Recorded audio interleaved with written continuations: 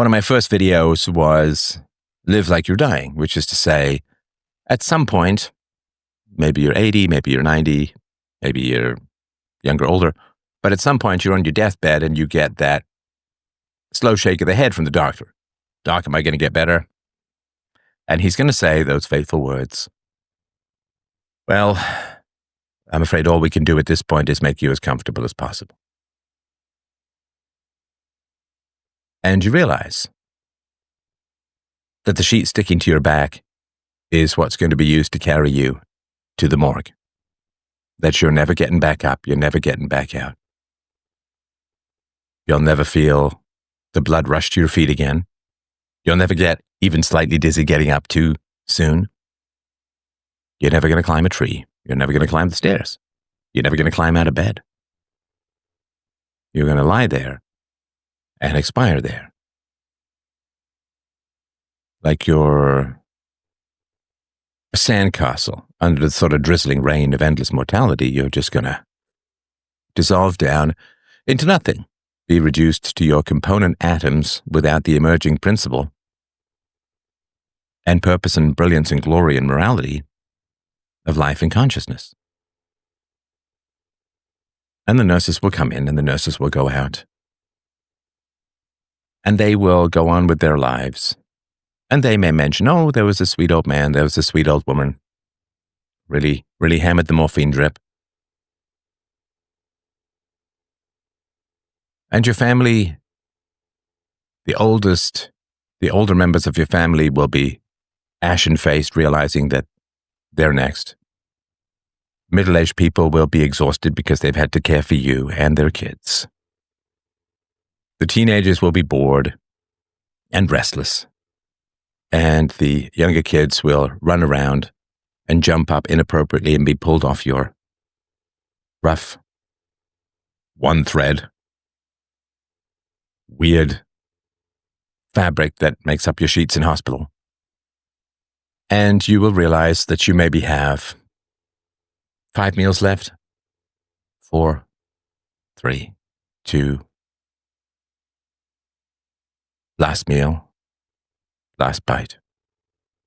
Last swallow. And every time you close your eyes and lay your head back on the pillow, it will feel like you're falling down into eternity, and you will jerk back up and you will try and cling to life. But you will also realize that by extending your life, if you can through willpower, you will be extending the agony of those who have to watch you die. And at some point, you may just relax and fall into the great beyond, into the arms of your ancestors, or into nothing, into judgment, or as much consciousness after you die as you had before you were born, which is to say, none. And people will cry both in sadness and gladness, sadness that you're gone, but gladness that your suffering is over. And the little kids will ask when you're going to wake up. And their parents won't know what to say. And all the people you had your conflicts with, your cousins, maybe your brother-in-law, sister, will look back at all of those conflicts and will say, I really didn't understand any of that. Why did we fight? Why did we not talk to each other for that year? What would I give now to have another conversation or another year? And as you're dying, I think time slows down. This is what the reports are of people who died and came back. As you're dying, time slows down, and I think you revisit all the major points and decisions and choices in your life. When it's too late to change any of it, I think that the entire mechanic and purpose and principles of your life are laid clear to you at the end. And the girl who was just right for you, but maybe not quite pretty enough, that you left for the haughty borderline, she will come back and say, you could have had this, but you had that. And your cousin who wanted you to start a business with him, but you were being too well paid.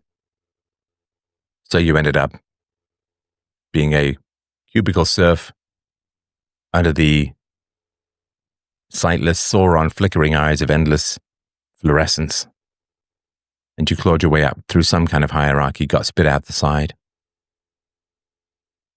Couldn't take your chair home, it was bought by the company. But it didn't even cool down before some new ass sat in it. There was some cake, there was some goodbyes, you drive away for the last time and you look back and you say, how much of my family time did I sacrifice for these people who are going to forget me tomorrow?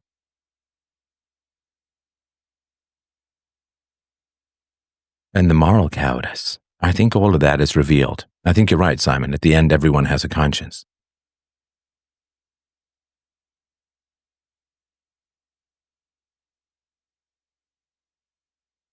And the moral compromises you made. When you yelled at your kids, I said you'd do better. Stop yelling at my kids. And then you just forgot about it and went back on autopilot, back on the train tracks of circular inevitability based upon unexamined harshness from your own childhood.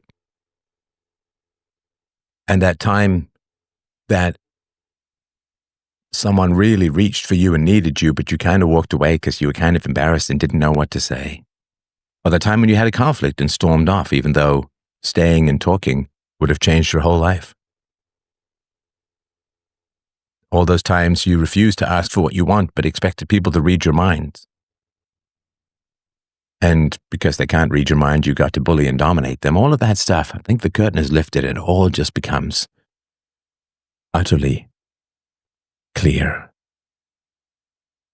All the good you failed to do, all the people you failed to correct, all of the truths you chewed back, bit and swallowed like broken glass, humiliating, sliding down, cutting your windpipe, silencing your voice, turning you into an NPC.